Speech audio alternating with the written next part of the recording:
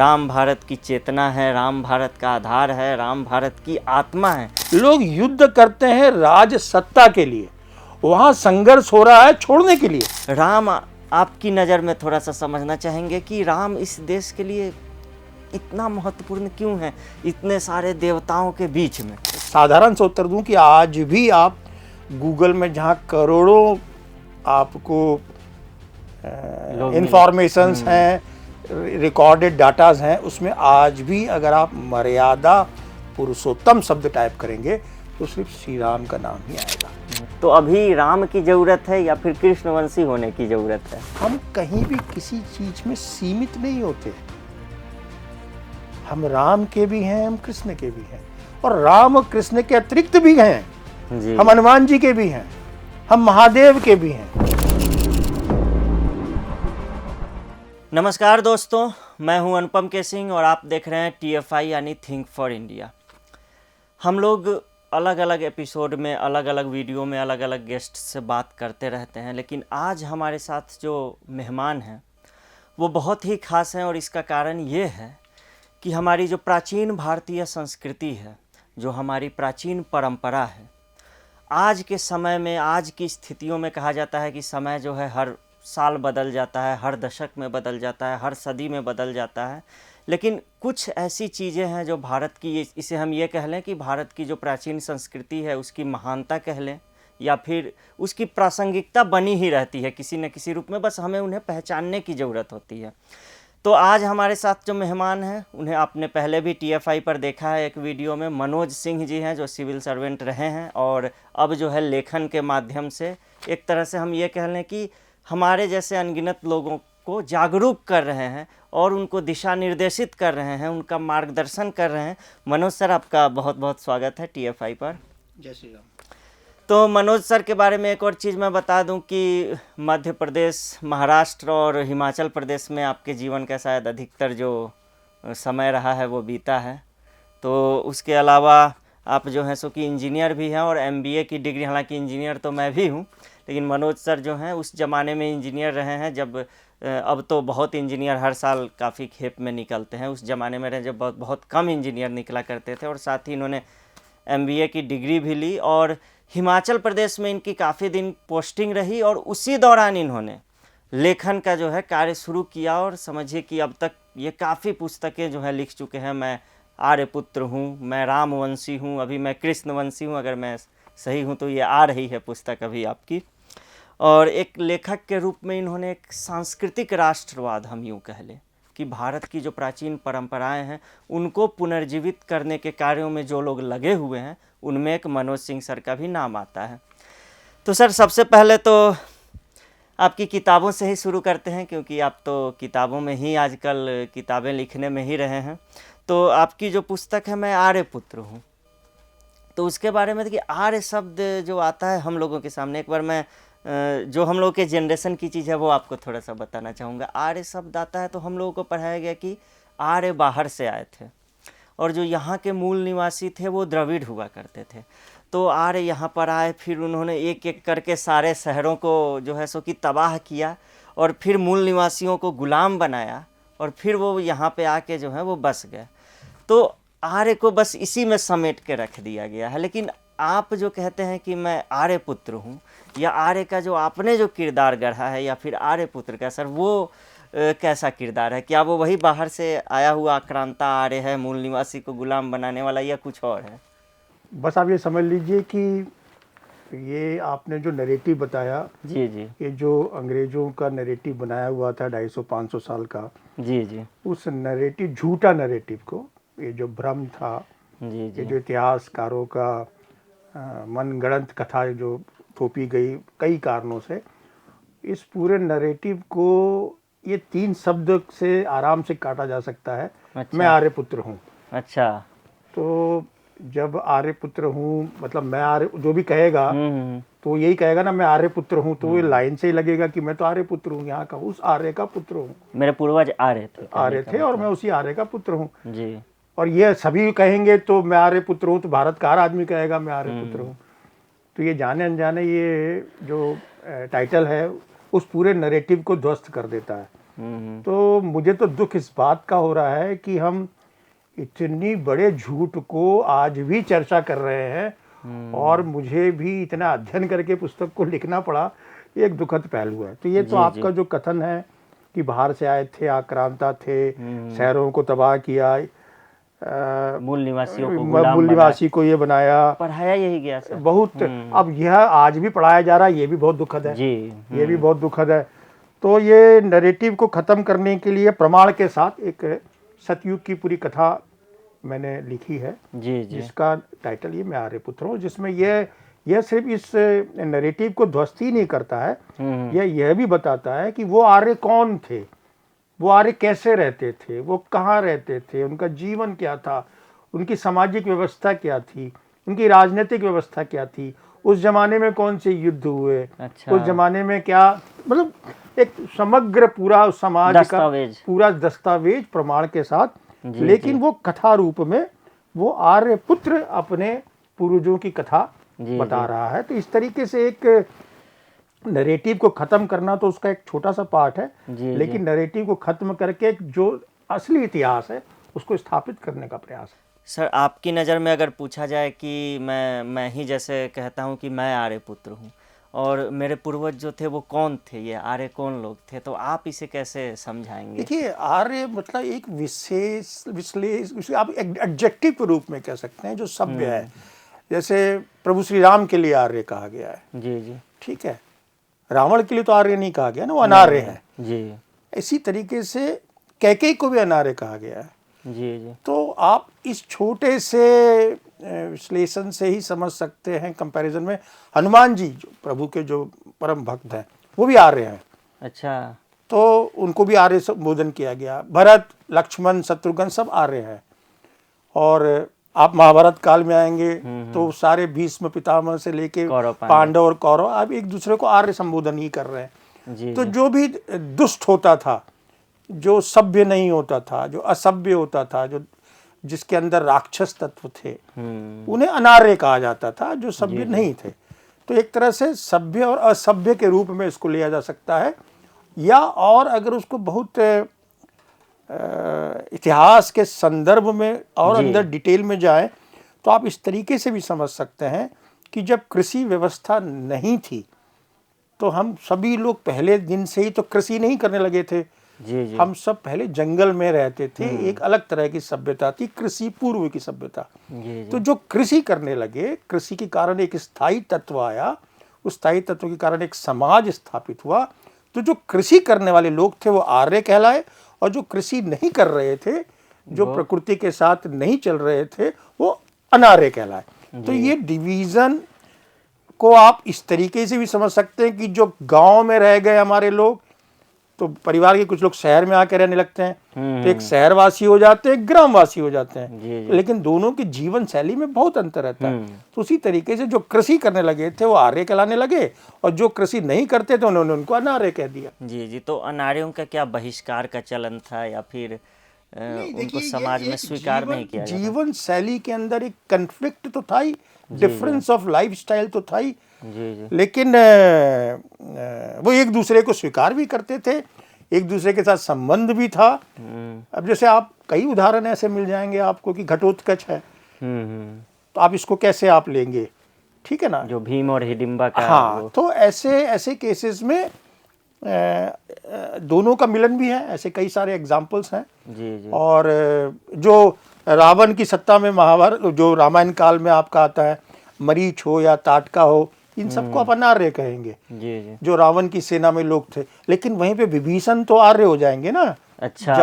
जब वो आपके सभ्य समाज में आ जाएंगे, सत्यनिष्ठ होंगे, धर्मनिष्ठ होंगे, अनाचारी नहीं होंगे, समाज को साथ लेके एक आदर्श व्यवस्था के साथ स्थापित करेंगे, तो वो आर्य हो जाएंगे। जी, यानी कह दें कि एक ही परिवार में हम कह लें कि कोई व्यक्ति आर्य हो सकता है और कोई व्यक्ति अनार्य भी हो सकता है, ऐसी व्यवस्था थी। जी। तभी हनुमान जी भी आर्य थे। जब वो लंका जलाते हैं तो विभीषण का घर जो है वो एक नहीं जलता है, एक विभीषण कर गृह नाही। बहुत उत्तम उदाहरण दिया। जी, यानी वो एक तरीके से आर्य थे, तो उन्होंने देखा कि ये आर्य है, धर्मनिष्ठ है, तो उनको छोड़ दिया गया। आप दशरथ जी की 2 पत्नियों में लिख दीजिए ना, कौशल्या जी को कई जगह आर्या कहा गया है। अच्छा। और कैकेयी को अनार्या कहा गया है। अच्छा। तो ये संबोधन वहां पर वाल्मीकि रामायण में इस तरीके से आता भी है। जी, तो जी। जो आपकी इस तरह से अनाचार कर रही है, अधर्म कर रहे हैं, उसे कैकेयी के रूप में उन्होंने अनार्या कहा है। मंथरा को भी इसी रूप में कहा गया है। जी, जी। अब रामायण की बात आ ही गई है तो मैं एक तरह से कह लूँ कि आपकी जो पुस्तक सबसे लोकप्रिय हुई है वो मैं रामवंशी हूँ, यही पुस्तक है जो रामवंशी है। तो भगवान श्री राम को लेकर जो हमारे देश में जो समझ है, मैं एक तरह से अपनी बता रहा हूँ, जो हम लोगों ने जो देखा सुना है, हमारी पीढ़ी ने या उससे पहले की पीढ़ी ने जो देखा सुना है, वो ये है कि राम मंदिर है, वहाँ पे कोई मीर बाकी आता है और वहाँ पे उसको ध्वस्त करके वहाँ पे बाबरी मस्जिद खड़ी करता है। और उसके बाद कालांतर में कई आंदोलन होते हैं, बलिदान दिए जाते हैं, फिर वहाँ पर कोर्ट में केस लड़ा जाता है, 500 सालों तक लगभग मामला चलता है और वहाँ पे एक भव्य राम मंदिर बनता है। तो लोगों के मन में ये सवाल उठता है कि ठीक है, भगवान तो शिव भी हैं, भगवान कृष्ण भी हैं, ऐसे ही राम भी हैं, हनुमान जी भी हैं, सब कोई हैं, लेकिन वो अभी प्रधानमंत्री नरेंद्र मोदी ने भी वो जब राम मंदिर का उद्घाटन हुआ था तो उस समय वहाँ वो कहते हैं कि राम भारत की चेतना है, राम भारत का आधार है, राम भारत की आत्मा है। मतलब वो एक तरह से कई विशेषण देकर राम को परिभाषित करते हैं। तो मैं रामवंशी हूँ, उससे पहले तो राम आपकी नज़र में थोड़ा सा समझना चाहेंगे कि राम इस देश के लिए इतना महत्वपूर्ण क्यों है, इतने सारे देवताओं के बीच में। हाँ, आपने इतना विस्तार दे दिया कि प्रभु राम की लीला के लिए तो तुलसीदास जी से लेकर सभी बड़े बड़े महाकवियों ने अपने हाथ खड़े कर दिए थे। फिर भी मैं छोटा सा प्रयास करता हूँ एकदम कि आप उसी परंपरा के वाहक नहीं हैं। नहीं, मैं तो एक छोटी सी, मैं तो बहुत अज्ञानी हूँ, ये मैं स्पष्ट कर दूं कि हो सकता है 10-12 साल से मुझे अध्ययन करने का प्रभु ने विशेष वो दिया है, अवसर दिया है, लेकिन मुझे लगता है कि अभी भी मैं शिशु अवस्था में हूँ और शायद अभी भी कुछ भी नहीं समझ पाया हूँ। अच्छा, ये बहुत बड़ा जितना अंदर जाएंगे बहुत था। जी, तो अभी इसको एक छोटे से रूप में मैं बहुत साधारण से उत्तर दूं कि आज भी आप गूगल में जहाँ करोड़ों आपको इंफॉर्मेशंस हैं, रिकॉर्डेड डाटाज हैं, उसमें आज भी अगर आप मर्यादा पुरुषोत्तम शब्द टाइप करेंगे तो सिर्फ श्री राम का नाम ही आएगा।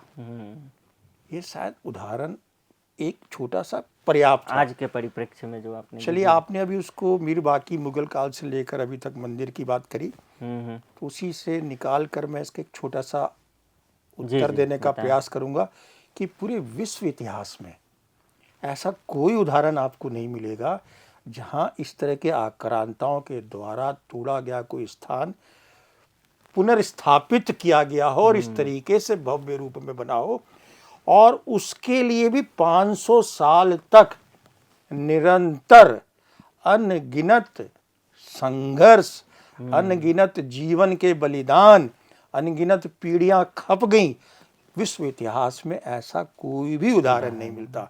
तो यह तो आप स्वाभाविक रूप से समझ गए होंगे कि जिसके हम शब्दों में व्याख्या नहीं कर सकते, कोई ऐसी शक्ति है प्रभु श्री राम में, कोई ऐसा उनका व्यक्तित्व में आकर्षण है, उनके चरित्र में ऐसा कोई महानता है जो एक ऐसा आकर्षित करता है कि जो 10,000 साल बाद एक विश्व इतिहास में, जब आप पिछले 1,500 साल का इतिहास देखिए, जो भी जहां भी गए जो तहस नहस कर दिया गया, वो तहस नहस किया ही इसलिए जाता था, उन्हीं स्थानों को किया जाता था जो सबसे महत्वपूर्ण होते थे। ऐसे किसी आम जाके किसी के घर थोड़ा तोड़ा गया। अयोध्या का वही मंदिर क्यों तोड़ा गया? सबसे मूल प्रश्न तो यहाँ से शुरू होता है कि इतने बड़े आपके 5,000 किलोमीटर 2,000 किलोमीटर के रेडियस में, जहाँ उस जमाने में अनगिनत ग्राम होंगे, उसके बीच में अयोध्या जाके, दिल्ली से जाकर अयोध्या में ही जाकर क्यों तोड़ा गया? इसका मतलब है एक सेंटर ऑफ पॉइंट रहा होगा। तो आपने तोड़ तो दिया, आपने तोड़ा तो बहुत कुछ है, लेकिन उसके लिए ही सबसे ज्यादा संघर्ष हुआ। हमने भी जब अपनी युवावस्था किया तो हम राम आंदोलन को सुनते थे, देखते थे।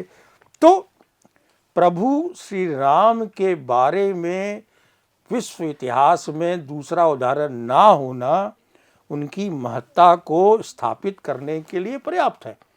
वो हमारी चेतना है। तो आप अपने जीवन के लिए जैसे संघर्ष करते हैं, जैसे आप कहते हैं ना, कोई भी छोटे से छोटा जीव और मनुष्य सबसे पहले क्या करता है? अपनी सुरक्षा के लिए प्रयासरत हो जाता है। चिड़िया को भी जब आप कॉर्नर करते हो तो एक कॉर्नर जाके फिर वो चोंच मारती है, हाँ। क्योंकि वो एक सेल्फ डिफेंस है, प्राकृतिक सेल्फ डिफेंस है। तो आपने दो शब्द कहा कि हमारे भारत संस्कृति की चेतना है, जी जी हमारी आत्मा है। जी प्रभु श्री राम हमारी समाज की आत्मा है। जब आत्मा ही चैलेंज पे आ जाएगी तो पूरे समाज को आंदोलित होना स्वाभाविक है। जी तो राम तो हमारे रग रग में बसे हुए हैं, जन्म से लेके मृत्यु तक राम ही राम है।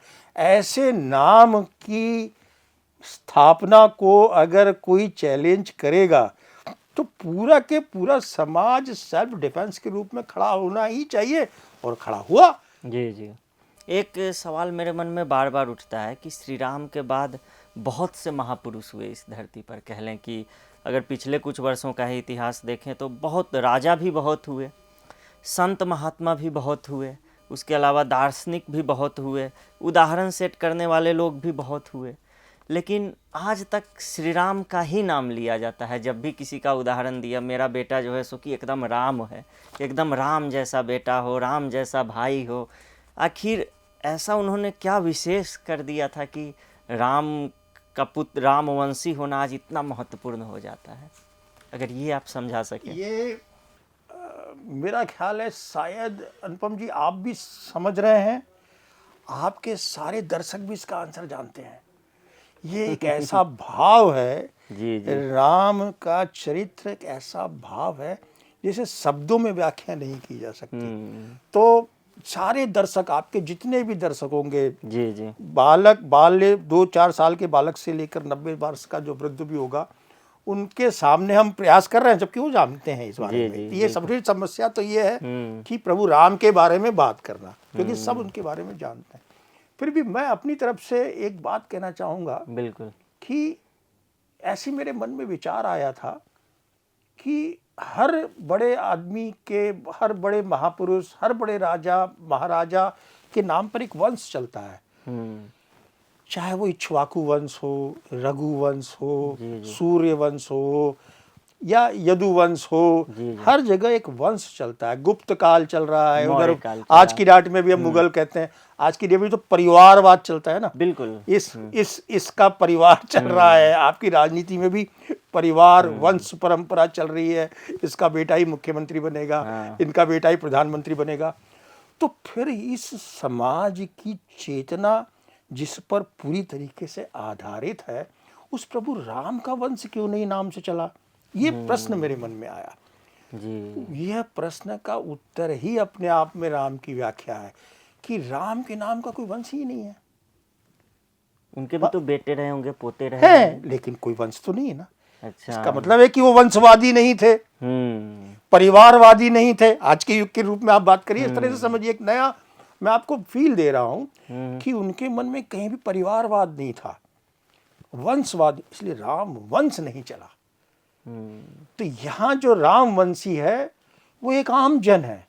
आप भी रामवंशी हो सकते हैं। जैसे आप कहोगे मैं रामवंशी हूं, तो ये बोध देता है कि मैं भी उस राम के वंश का हूं। मैं भी कह सकता हूं मैं रामवंशी हूं।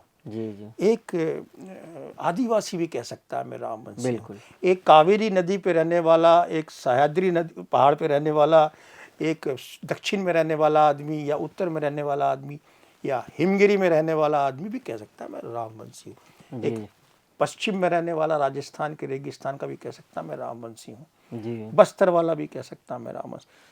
किसी परिवार में उन्होंने अपना सरनेम नहीं छोड़ा। अब आप समझ रहे हैं, मैं एक इंडिकेशन दे रहा हूँ कि उन्होंने अपना सरनेम किसी को नहीं देखा। उस जमाने में गुरुकुल में भी अपने नाम दिए जाते थे, संत परंपराओं में भी नाम चलता था, अच्छा, कुल परंपराओं में भी नाम चलता था। यही नाम क्यों नहीं चला? इस प्रश्न के उत्तर में ही प्रभु राम के चरित्र की महानता है। जन जन के हो गए, हर जन के हो गए, गरीब के भी हो गए, अमीर के भी हो गए, संघर्षरत के भी हो गए, युद्ध वाले के भी हो गए। उनको तो कहा ही जाता वेदज्ञ थे वो। और आप सबसे बड़ी बात देखिए, ऐसा चरित्र जो मेरे हिसाब से इतिहास में आज तक उनसे बड़ा शस्त्रधारी नहीं हुआ। जो श्री कृष्ण भी कह रहे हैं, जो श्री कृष्ण ने भी कहा ही हुआ, शस्त्रधारियों में मैं राम हूँ। तो वो सबसे बड़े वीरों के वीर थे। आज तक उन्होंने कोई भी युद्ध हारा नहीं, किसी भी युद्ध से पलायन नहीं किया, किसी भी संघर्ष से पलायन नहीं किया। तो शस्त्र और शास्त्र इतने संगम होने के बाद भी इतने एकनिष्ठ, इतने धर्मनिष्ठ, इतने सत्यनिष्ठ, इतने गंभीर, इतने अपने वचनबद्ध, जो कह दिया वो कह दिया। इतना बड़े त्याग पुरुष, मतलब इतना वीर, इतना बड़ा त्याग कि माता ने कहा, वो भी सौतेली माता ने, आपने पल भी नहीं लगाया छोड़ने के लिए। आप बताइए इतिहास में ऐसा कोई उदाहरण है? लोग युद्ध करते हैं राज सत्ता के लिए, वहां संघर्ष हो रहा है छोड़ने के लिए, तो ऐसा उदाहरण ही कहीं नहीं है। तो इतना जबरदस्त आदर्श व्यवस्था, ऐसा चरित्र, आप पूरी कथा को देखिए ध्यान से, ऐसा कोई मानवीय गुण नहीं है जो उनमें नहीं। संवेदनशील भी हैं, संवेदनशील भी है, वचनबद्ध, धर्मनिष्ठ, वो सब तो है ही, वेदज्ञ भी है, सारे लोगों से उसी तरीके से बात करते हैं जैसा जानकारी उनको वेदों के द्वारा ब्राह्मण और अन्य मुनियों ने दी, और शस्त्र के रूप में भी उपलब्ध है। तो ऐसा अद्भुत संगम, ऐसा अद्भुत व्यक्तित्व, और राजनीति भी है, कूटनीति भी है, ऐसा भी नहीं है कि राजनीति और कूटनीति नहीं, वो भी है, और सम्मान भी है। अपने गुरुओं के प्रति सम्मान देखिए आप, नारी के प्रति सम्मान देखिए आप, तो यह अपनी पत्नी के प्रति समर्पण देखिए आप। तो यह सब आपको कोई और चरित्र में, इतिहास में दिखाई नहीं देगा। और ऐसा व्यक्ति गंभीर भी हो,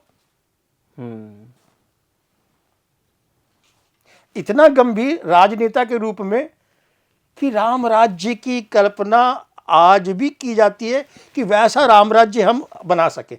आज भी कोई व्यक्ति कल्पना करता है तो यही मन में आता है ना, कोई भी राजा को कहता है, या कोई भी मंत्री, या महात्मा गांधी कहते थे कि राम राज्य की कोई भी बात करना उस युग के बारे में कि मैं वैसा राम राज्य बनाएंगे। आज भी हम कल्पना का आधार क्या करते हैं कि हम राम राज्य लाएं। तो यह आप देखिए कि इतना ऐसे व्यक्ति के बारे में किसी भी चर्चा करना कितना एक बड़ा काम है। जी सर, आपने बहुत अच्छे तरीके से समझाया। एक तरह से लिखा भी गया है कि शेष सहस मुख सकहि न गाई। तो एक तरह से कह लें कि जब 100 खुद शेषनाग 100 मुख के साथ भी जिनकी महिमा नहीं गा सकते हैं, उनके बारे में अगर हम लोग चर्चा कर रहे हैं, कुछ बात कर रहे हैं, तो हम लोग कितने छोटे तत्व हैं, ये भी देखने वाली बात है। लेकिन फिर भी आपने अपने अध्ययन के हिसाब से जो आपके अनुभव हैं, एक तरह से व्यक्तिगत, उस चीज़ को बताया। लेकिन आज के हिसाब से अगर हम देखें कि आज रामवंशी होना या आर्यपुत्र होना, आज जो समस्याएं हैं, जो स्थितियां हैं, उसको कैसे ये एड्रेस करता है कि आज अगर मैं रामवंशी हो जाऊं या आर्यपुत्र हो जाऊं तो आज की समस्याओं का समाधान मैं कैसे करूंगा? फिर आज के ज़माने में फिर मैं तो कुछ पुराना हो जाऊंगा, फिर आज के ज़माने के हिसाब से क्या मैं ढल पाऊंगा? पहली बात तो ये कि जो रामवंशी है उसका आर्यपुत्र होना स्वाभाविक है। जी। अगर वो रामवंशी है तो आर्य के गुण तो उसमें होंगे ही होंगे जी। अगर वो आर्य नहीं होगा तो रामवंशी हो ही नहीं सकता। तो रामवंशी आर्यपुत्र एक ही व्यक्तित्व के दो नाम हो सकते हैं। जी। और आज के युग में आप उसके ऊपर प्रश्न कर रहे हैं, आवश्यकता मैं कहता हूँ आज के युग में वो ज़्यादा प्रासंगिक है। अच्छा। वो इस तरीके से आप देखिए सांस्कृतिक रूप में आज के युग में क्या अवस्था है आपकी, बाह्य और आंतरिक दोनों देख लीजिए। बाह्य मतलब समाज में, घर परिवार से बाहर, और घर परिवार के भीतर। क्या आपको ऐसा लगता है कि संतोषप्रद स्थिति है?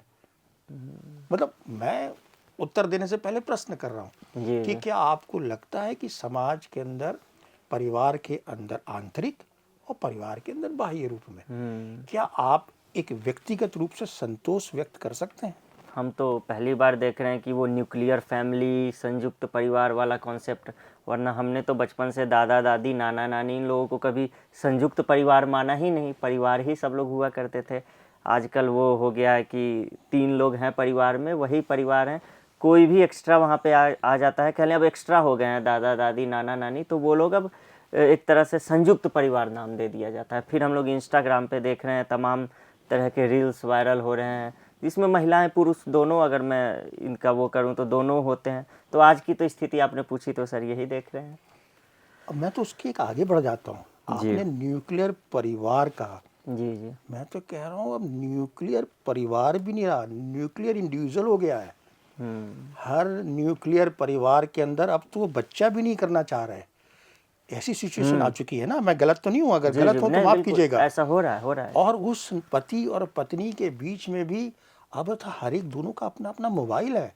मोबाइल के साथ ज्यादा प्रेम है, जी। आपस में तो प्रेम बचा ही नहीं। हम्म। ऐसी सिचुएशन में किसी भी व्यक्ति को आप थोड़ा सा कुरेदोगे, थोड़ा सा सहलाओगे, थोड़ा सा प्रेम पूर्वक गर्दन में वो भाग तो रहा है लेकिन अंदर से परेशान है।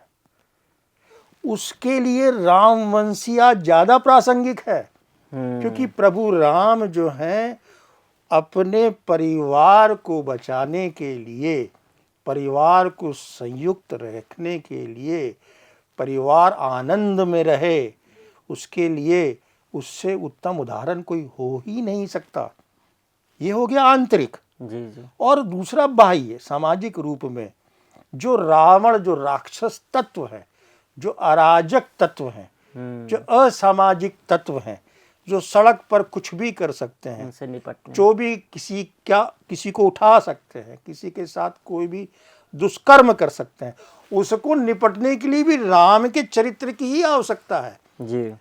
तो वो भक्ति रस और वीर रस का अद्भुत संगम है। और वो भक्ति रस और वीर रस के साथ साथ सांस्कृतिक भी हैं, संस्कारी भी हैं, प्रिय भी हैं। वो माता के उत्तम पुत्र हैं, पत्नी के उत्तम पति हैं, पुत्र के उत्तम प्रिय, और राजा भी श्रेष्ठ हैं। तो ऐसा चरित्र जो सभी तरीके से लोगों में आदर्श हो, आज के युग में उसकी ज्यादा आवश्यकता है। और मैं आपको ये कहना चाहूंगा कि पीड़ा हर व्यक्ति में है, वो भाग रहा है, लेकिन उसे आप संभालोगे, समझाओगे या कुछ भी ना करोगे, लेकिन अगर उसको ध्यान से अगर आप देखोगे, वो खोज रहा है शांति के लिए।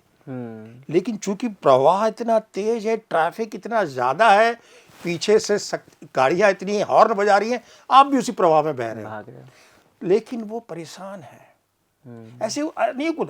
तो पहले आप इस बात को स्वीकार कर लीजिए कि आज प्रभु राम ज्यादा प्रासंगिक हैं। और अगर ये समय और जैसे जैसे बढ़ता जाएगा, ये पीढ़ी जब और खुद वृद्ध होगी, ये पीढ़ी भी तो वृद्ध होगी ना। आपने कहा ना दादा, ये दादा दादी को संयुक्त नहीं मानते हैं, तो जब ये पीढ़ी पता नहीं दादा बनेंगे कि नहीं बनेंगे, ये भी प्रश्न है। लेकिन जब वो दादा बनेंगे, तो अभी ये पीढ़ी जब दादा बनेगी, तब कितनी विकराल सिचुएशन होगी, उसकी आप कल्पना कीजिए। जी जी।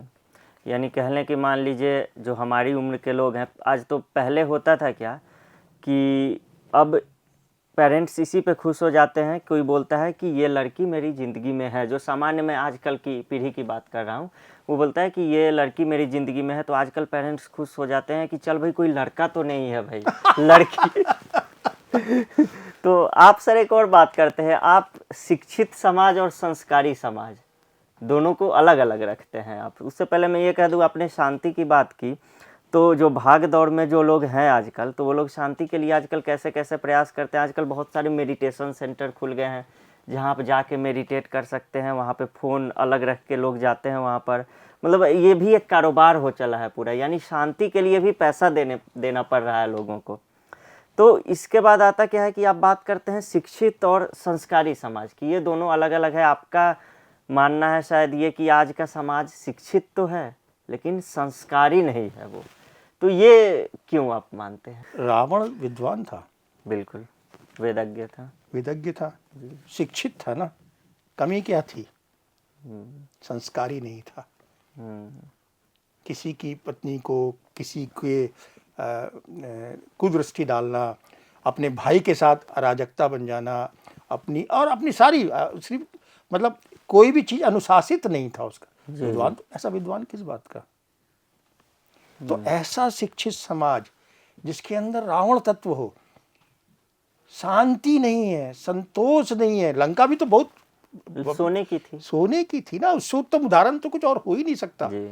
तो आज के समय में आपने लंका सोने की तो बना दी, रावण बना दिया। क्या रावण का आप जानते हैं फिर अंत क्या हुआ? मैं कह रहा हूं रामचरित कथा आप छोड़ दीजिए, रावण को आप आज के युग में कि आप रावण बनना चाहेंगे क्या? बिल्कुल भी नहीं। नहीं बनना और चाहेंगे। ना ही मैं चाहूंगा कि मेरे परिवार का या फिर मैं मेरा कह रहा बेटा हूं कोई भी कोई बने, भी रावण बने। कोई भी नहीं बनना चाहेगा। जी जी ये एक छोटे से उदाहरण से समझा सकता है। जी तो ये शिक्षित समाज से आप ऐसा शिक्षा किस बात की जो आपके साथ साथ आपके आसपास के लिए भी कल्याणकारी नहीं है। तो ज्ञान तो वह लाभप्रद है ना जो आपको संतोष दे, सुख दे, आनंद दे और आसपास के आपसे जुड़े हुए लोगों को भी आनंदित करे। रावण ने तो अपना पूरा वंश ही खत्म करवा दिया अपने कुकर्मों के कारण। तारावन घर दिया न बाती। तो ऐसे छोटे छोटे उदाहरणों से हम समझ सकते हैं कि जो हम भौतिक युग में भाग रहे हैं, जी जो भौतिकता में हम भाग रहे हैं, जो हम अब हालत तो यह हो गया है, कोई मुझे बता रहा था, मुझे नहीं पता है कितना सत्य है, कि छोटे छोटे गांवों में, पहाड़ों पर भी वृद्धाश्रम खुल गए हैं। जी अब तो ज़्यादा शिक्षित समाज है ना। हमारा अशिक्षित समाज जो आज से 50 साल पहला आप जो कहते हैं, जी वहाँ गांवों में तो इसकी आप कल्पना भी नहीं कर सकते थे। बिल्कुल नहीं। हम तो अतिथि देवो भव वाले लोग थे। हमारे यहाँ तो बाहर से वाला आदमी भी गांवों में कई कई महीने रह जाता था।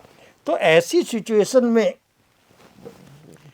सिचुएशन में आप ये कल्पना कर सकते हैं कि शिक्षित समाज का क्या लाभ हो।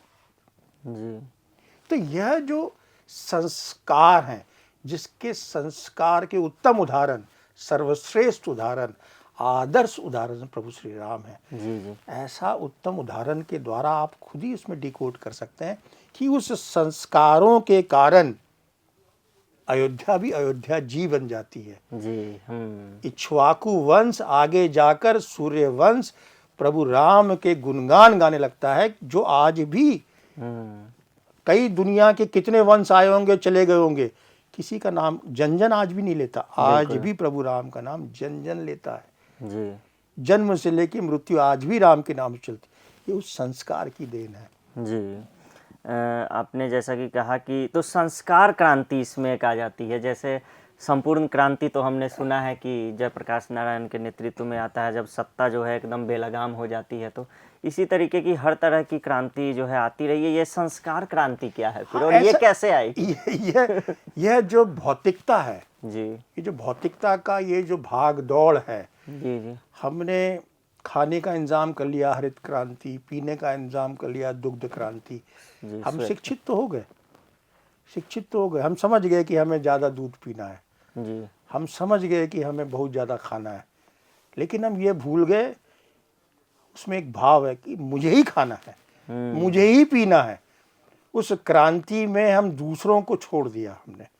हम एक जो समाज का एक बोध था, परिवार का जो बोध था, वसुधैव कुटुंबकम के जो भाव थे, जो हमारी मूल भावना है, जो हमारे नींव है, जिसके कारण हमारी संस्कृति आज तक जीवंत है, उसको तो हम भूल गए ना। जी जी तो हम तो जाहि विधि रखे राम वाले आदमी थे। जी जी हम तो आज भाग रहे हैं।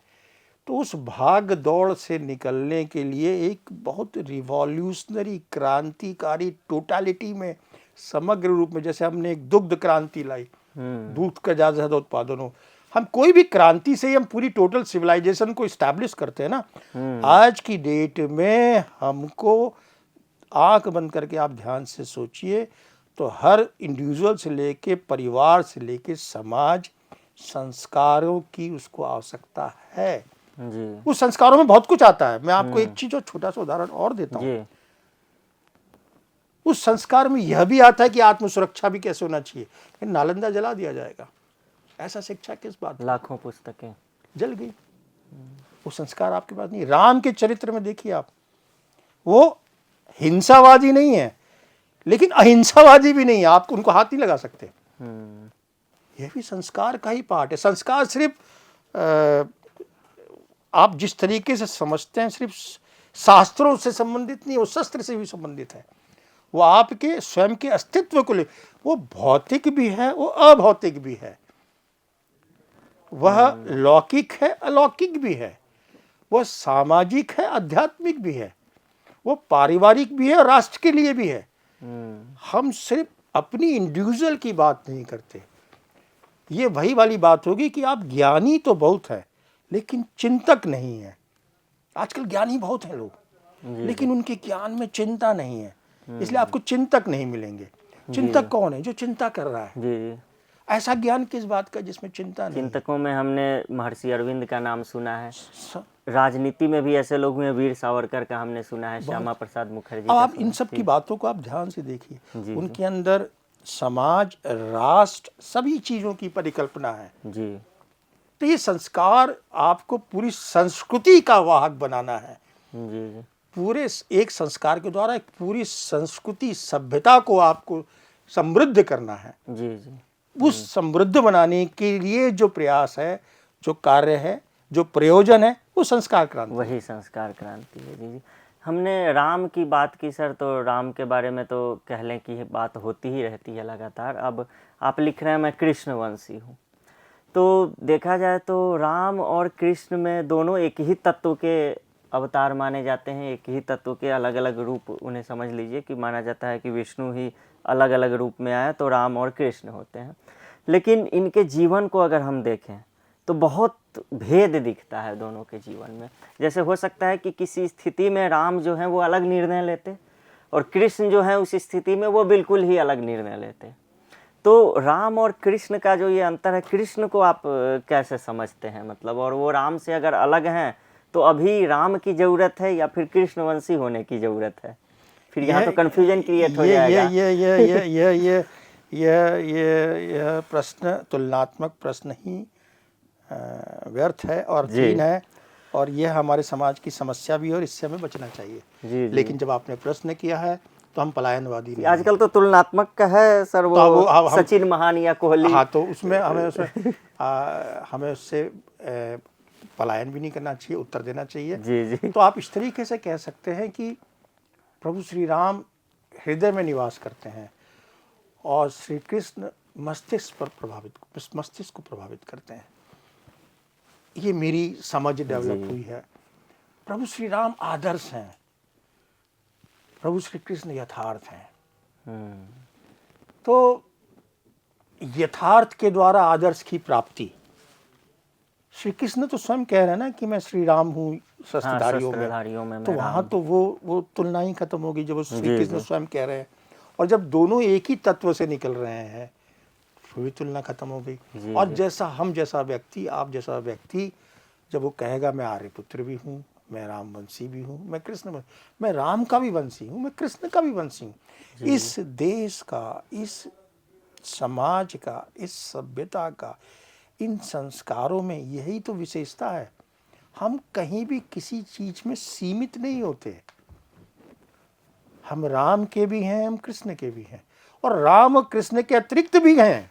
हम हनुमान जी के भी हैं, हम महादेव के भी हैं जी, हम विष्णु पुजारी भी हैं, और हम किसी के भी नहीं हैं। हम प्रकृति प्रेमी भी हैं। हम तो पीपल की पूजा करते हैं। हम नदी पूजन में ही व्यस्त रहते हैं।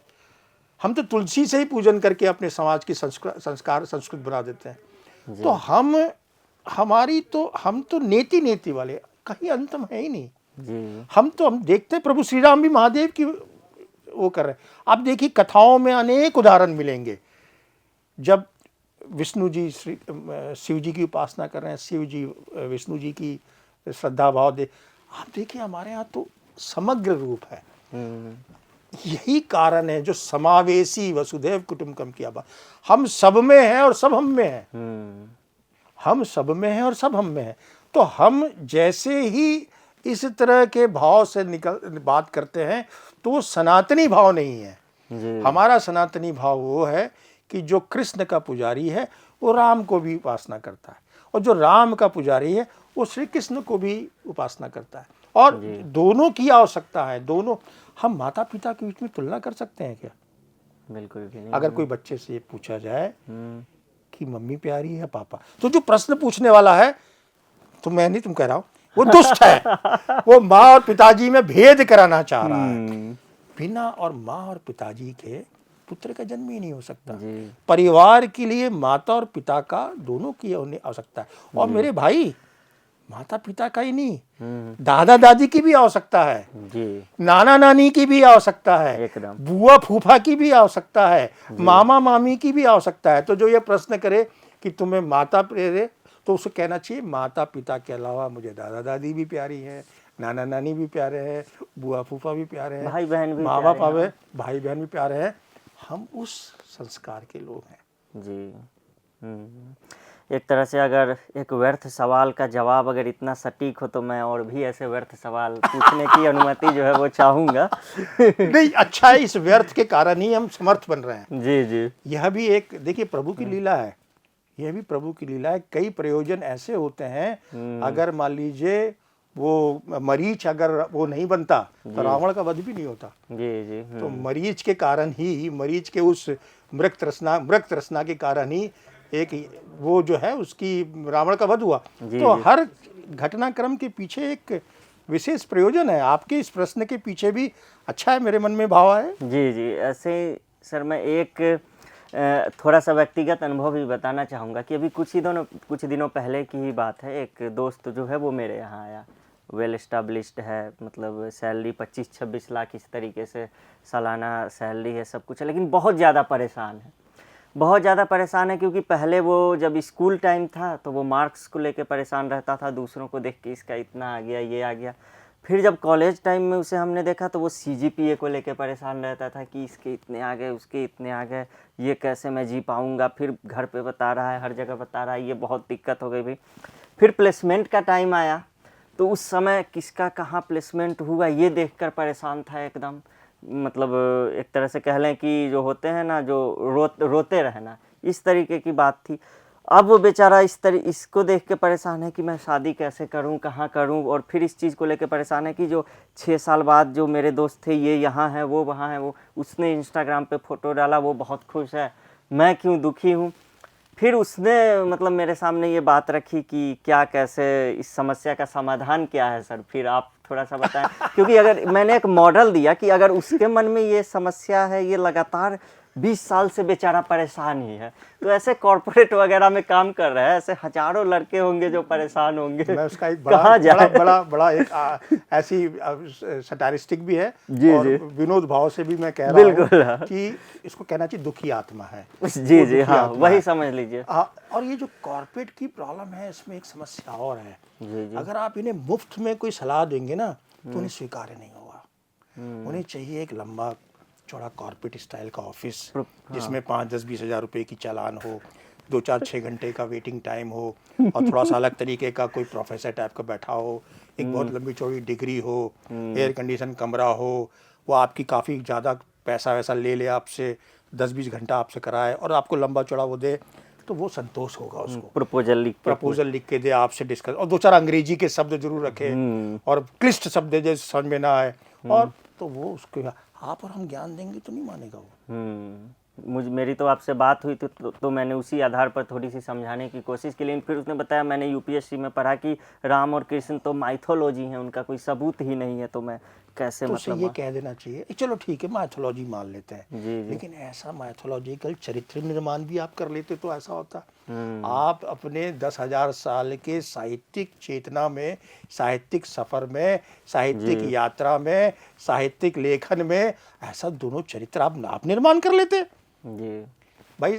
आप भी कथा जो लिखते हो, आप माइथोलॉजिकल रूप में भी एक कथा का निर्माण करते हो ना, एक हीरो एक हीरोइन बनाते हो ना, आप ऐसा कथानक बना लेते जी। ऐसा कथानक बनाते जिसका नायक आज तक जीवंत है। आप उसको काटो ही मत, उससे कहिए कि ठीक है मान लेते हैं भाई, क्यों परेशान हो रहे हो, तुम परेशान आत्मा हो, हम मान लेते हैं तुम्हारी बात, तो तुम ऐसे भगवान राम के जैसा नायक आप गढ़ लीजिए जी। लेकिन अनुकरणीय तो है ना। उनसे ये प्रश्न करना कि प्रभु राम के चरित्र का अनुकरण करने के लिए तो तुम्हें अंदर से फीलिंग आती है ना, श्री कृष्ण बनने के भाव तो आते हैं ना, ही पर्याप्त है। वो लड़का मान लीजिए आपके सामने आपसे पूछे कि आप कैसे इतना खुश रह रहे हैं, कैसे आप इतना मुस्कुरा रहे हैं, तो आप क्या जवाब देंगे? यह इसके बहुत परिप्रेक्ष्य हो सकते हैं, इस पे अलग से हम चर्चा कर सकते हैं। जी। एक तो यह भी हो सकता है कि समय के थपेड़े भी आपको सिखाता है। कोई त्रासदी आ गई या त्रासदी आती है, आपको सिखाता है। जब आपको कहीं भटकाव में, जैसे कहते हैं ना 5 डॉक्टरों के जाने का, जब कहीं कोई दवाई काम नहीं करती है और घर में अगर मान लीजिए एक जरा सी किसी का प्यार भरा हुआ, क्या कहते हैं वो, तुलसी की चाय आपकी सर्दी को ठीक कर दे, बिल्कुल तो लगता है यार ये तो बेकार में हमने सर्दी को ठीक करने के लिए 3 दिन तक हम चक्कर लगा रहे थे। तो इसके पीछे अपना एक, मैं तो ये कई बार कहूँगा कि यह भी एक प्रारब्ध की बात है जी। कईयों के लिए। लेकिन हाँ, आत्मचेतना, मेडिटेशन, सेल्फ रियलाइजेशन, ये जो कुछ प्रोफेशनल वर्ड्स हैं, इसके प्रोसेस से समस्या यह है कि व्यक्ति पढ़ा लिखा है, ज्ञानी है, वो शिक्षित है, वो डायरेक्शन लेस हो गया है जी। उसका दिशा निर्देशन, उसका मार्गदर्शन करने वाले जो तथाकथित आज के नायक हैं। अब एक छोटा सा उदाहरण मेरे मन में आ रहा है। 25-30 साल पहले पिक्चर आई थी, ये उदाहरण में कई बार एक दो बार एक जगह मैंने और भी दिया उसको। बताइए। 30 साल पहले एक पिक्चर आई थी जिसमें वो नायक लड़कियों की हत्या कर रहा है, वो क्या बाजीगर है, क्या नाम की पिक्चर आई थी? हाँ हाँ, बाजीगर, शाहरुख खान की। ठीक है। जी जी। ऐसी पिक्चर का नायक आपने समाज में स्थापित किया, रोमांस के, ठीक है, नायक के रूप उस चरित्र को देखकर, उस तरीके की और भी पिक्चरें आजकल बहुत बन रही है, उस चरित्र को देखकर उसी तरीके के संस्कार अपने जीवन में आप उतारने का प्रयास करोगे, क्योंकि नायकों को आप फॉलो करते हो। जी जी। इससे आप कहाँ पहुंचोगे? जेल में, या असंतोष में, या परेशानी में, या शराब में, या नशे में, जी। या आप किसी न किसी आत्महत्या के मार्ग पे जाओगे, या हत्या या आत्महत्या, जेल या वितरण। मतलब संतोष सुख से तो नहीं कहीं भी आपको मिलेगा। इस तरीके के चरित्र, जिस व्यक्ति ने आपसे कहा ना ये मैथोलॉजी, तो क्या कहना, ये रियलिस्टिक जो चरित्र आजकल नायक गढ़े जा रहे हैं, इनको फॉलो करना चाहते हो? इनको फॉलो करने के कारण ही यहाँ तक हम पहुँचे हैं। वो जो अच्छे अच्छे ड्रेस दिखाई देते हैं, गाड़ियाँ दिखाई देती हैं, वो कहाँ ले जा रही है आपको? तो ऐसे प्रश्न है, और ऐसा भी नहीं है कि हम पूरी तरीके से इस पीढ़ी को नकार दें। जी जी। यह भी उचित नहीं होगा। उनका मार्गदर्शन मैं भी और आप भी तो इसी में कहीं ना कहीं जुड़े हुए हैं। बिल्कुल। तो इस सभ्यताएं तो निरंतर चलती रहती हैं, उसकी अपनी समस्याएं होती हैं, इस युग की भी समस्या है, लेकिन उसी के बीच में समाधान के भी रास्ते निकलते हैं। हम भी तो उसी मार्ग से निकलकर यहाँ पहुंचे हुए हैं ना। बिल्कुल। तो सारी पेंट हम नकारात्मक कर दें, वो भी उचित नहीं है। हो सकता है ईश्वर उसे सद्बुद्धि देगा, वो व्यक्ति हमसे ज़्यादा आगे संतोष में चला जाए। बिल्कुल। हो सकता है सर। नहीं तो फिर ये भी हो सकता है कि जैसे आज कौन कहाँ किसका ग्रोथ हो गया ये देख के जो दुखी आत्मा है वो परेशान है, कल को हो सकता है किसी का बेटा अच्छा कर रहा होगा, किसी की बेटी अच्छी कर रही होगी, तो फिर खुद के भी बेटे बेटी को देखकर वो तुलनात्मक रूप से, इसका तो सर अंत ही नहीं है। वो माइथोलॉजी वाले आदमी को ये कहना कि जीवन एक अपने आप में मिस्ट्री है। जी जी। तो ये रहस्य जो है, इसको रहस्य ही। जी जी जी। एक आजकल समाज को है क्या, जातियों में विभाजित करने की बहुत कोशिश हो रही है। हम देख रहे हैं जैसे कि नेता लोग भी, अगर मैं नाम न भी लूं तो कहा जाता है, कोई कहते हैं जाति जनगणना कराएंगे, कोई कहते हैं ये 85 बनाम 15 का जो है वो चल रहा है, कोई कहता है कि तुमने जो है सो कि हमें 500 साल 1000 साल पानी नहीं पीने दिया, अब तो हम पानी पी के रहेंगे। तो इस तरीके की बातें होती हैं। और भारत जो चुनावों का देश है एक तरह से, तो अक्सर यहाँ जो चुनाव होते हैं उससे पहले जाति वाला मामला फिर से उठ के सामने हो जाता है, इस जाति को उस जाति से लड़ाओ। तो आप सर बंधुत्व और समरसता जैसी जो बातें करते हैं, जो नैतिक कर्तव्य एक तरह से कह लें तो वो हमारे संविधान में भी निहित है कि हमारे नैतिक कर्तव्य क्या होने चाहिए। तो ये जातिवाद को बढ़ावा देने के लिए तरह तरह के जो खेल हो रहे हैं उसको कैसे रोका जाए, उसमें कैसे आगे बढ़ें लोग?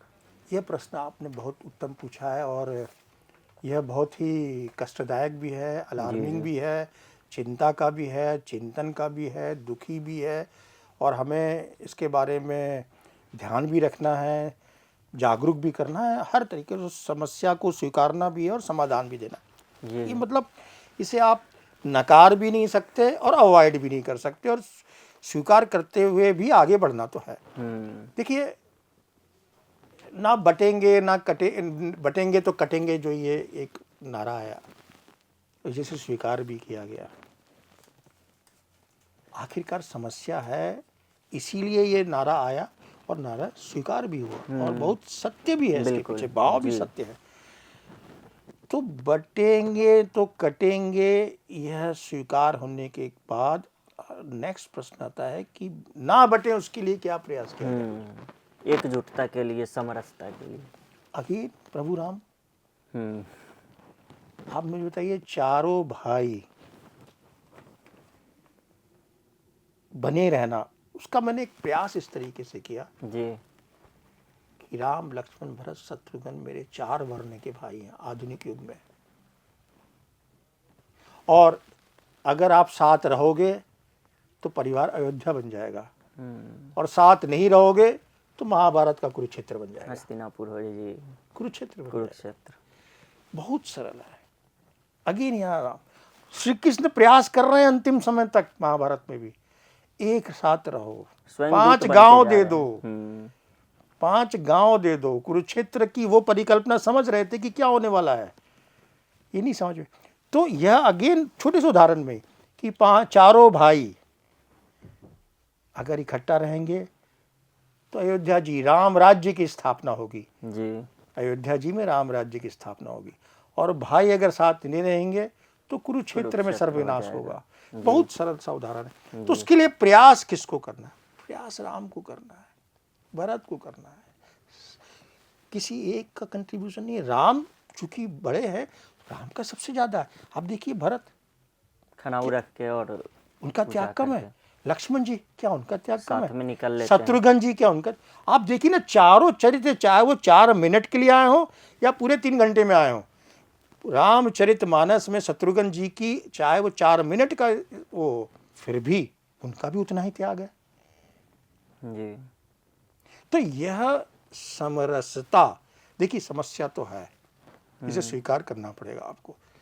ये समस्या का समाधान भी हमें ही निकालना पड़ेगा, और चूंकि आज हम राम और कृष्ण की बात कर रहे हैं तो मैंने उसको उदाहरण के रूप में बता दिया जी। और यह भी आज के बड़ी सांकेतिक रूप में बता दिया कि बटेंगे कटेंगे, ये सत्य स्वीकार्य है। जी जी। जब तक आप समस्या को स्वीकार नहीं करोगे तो समाधान नहीं निकलेगा। नहीं आएगा जी। लेकिन किसी एक पक्ष को अगर हम सिर्फ देखेंगे तब भी गलत है, समग्रता से देखना पड़ेगा जी। और हर एक की अपनी अपनी भूमिका होगी। परिवार में कोई भी, आप देखिए राम कथा में कोई भी किसी पर दोषारोपण नहीं कर रहा, हर आदमी अपना अपना रोल अदा कर रहा है। जी। और महाभारत में हर व्यक्ति दूसरे पर दोषारोपण कर रहा है। तो महाभारत, तो राम कथा वो है जो होना चाहिए, और महाभारत वो है जो नहीं होना चाहिए, जो नहीं होना चाहिए। तो हमारे पास तो दोनों ही श्रेष्ठ उदाहरण हमारे ऋषि मुनियों ने, हमारी पवित्र संस्कारों ने, हमारे इतिहास ने उदाहरण के रूप में 2 ग्रंथों के रूप में प्रस्तुत कर दिए हैं। हमें तो सिर्फ उसको फॉलो करना है। हमने सर राम और कृष्ण की बात कर ली, उससे भी थोड़ा पहले चल सकते हैं क्या? आप एक और किताब लिखते हैं, वैदिक सनातन हिंदुत्व। तो अगर उससे भी पहले हम चले जाएं तो इससे पहले वेदों की बात करते हुए हमने दयानंद सरस्वती को देखा है, महर्षि दयानंद सरस्वती को। फिर बाद में आर्य समाज बनता है, और फिर उसके बाद क्या होता है कि मूर्ति पूजा का भी विरोध होने लगता है कि मूर्ति पूजा हम न करें, मूर्ति पूजा ढोंग है। तो यहाँ पर एक कन्फ्लिक्ट पैदा हो जाता है। फिर वही बात आ जाती है जो आपने भी जिक्र किया कि अभी प्रपंच भी चलाया जाता है कि पहले शैव बनाम वैष्णव चलता था। हालांकि वो तुलसीदास ने खुद श्री राम जो है रामचरितमानस में, मतलब वो कहते हैं कि शिवद्रोही ममदास कहावा, सोनर मोहि सपने नहीं पावा। इसके बावजूद भी हिंदू धर्म में तमाम पंथ रहे हैं, तरह तरह के तमाम तरह के कॉन्फ्लिक्ट पैदा होते रहे हैं, और आजकल थोड़ा बढ़ा चढ़ा के भी दिखाया जाता है ताकि ये रहे कि हम वही बटेंगे तो कटेंगे, एक ना रह पाए। तो वैदिक सनातन हिंदुत्व की तरफ हम जाएंगे कैसे? हम तो मूर्ति पूजा कर रहे हैं, तो क्या हम जा सकते हैं? या फिर वेदों की तरफ लौटो, दयानंद सरस्वती ने नारा दिया। तो आप बताएं कि कैसे जाएं हम वैदिक सनातन हिंदुत्व में, कौन सी अच्छी बातें हैं जिनका हम अनुसरण करें?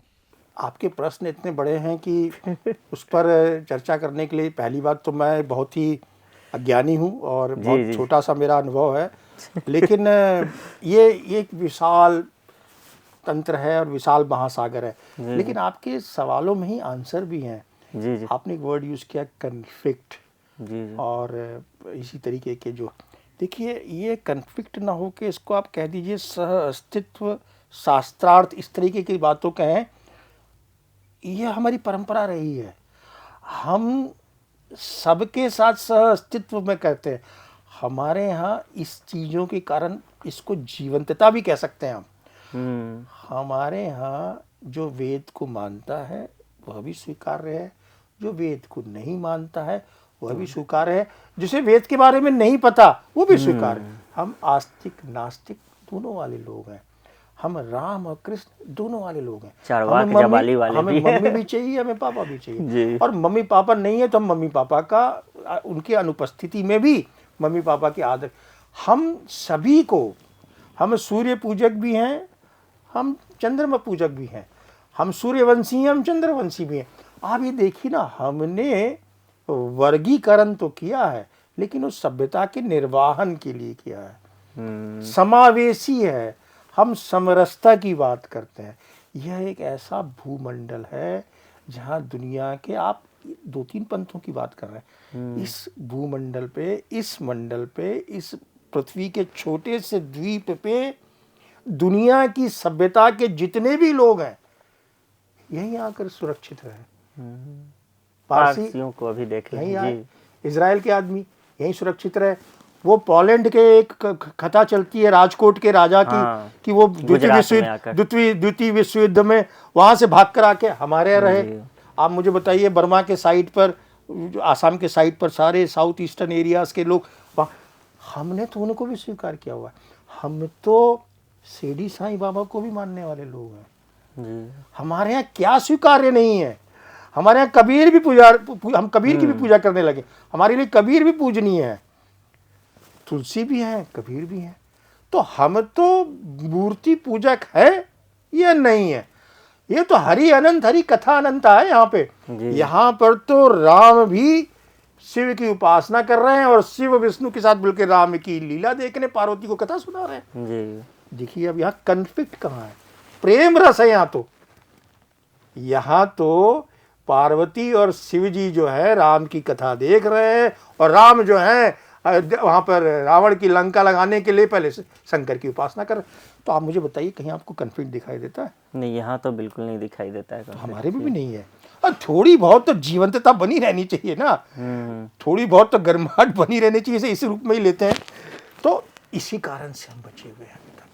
लेकिन अगर हम इसे ही कह लें कि यार सभी कुछ ठीक है, स्वीकार करते रहे, तो हमें यह भी स्वीकार नहीं है, क्योंकि हम सिकुड़ते जा रहे हैं। यह भी बार बार मैं अप्रत्यक्ष रूप से, क्या प्रत्यक्ष रूप से कहना चाहूँगा कि हम इस गलत फहमी में भी ना रहें, अरे हम तो 10,000 साल से जीवंत हैं तो आगे भी बने रहेंगे। नहीं, अफगानिस्तान तक फैले थे हम।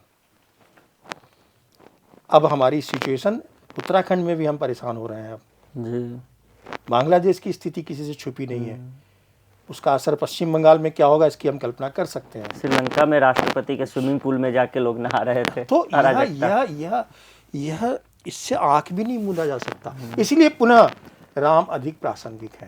वह सिर्फ शास्त्र के नहीं, वह शस्त्र के भी उतने ही उपयोगी हैं, उतने ही आदर्श पुरुष हैं। तो शस्त्र और शास्त्र दोनों, ऐसा संस्कार किस बात का कि आपकी नालंदा आपके सामने जला दी गई।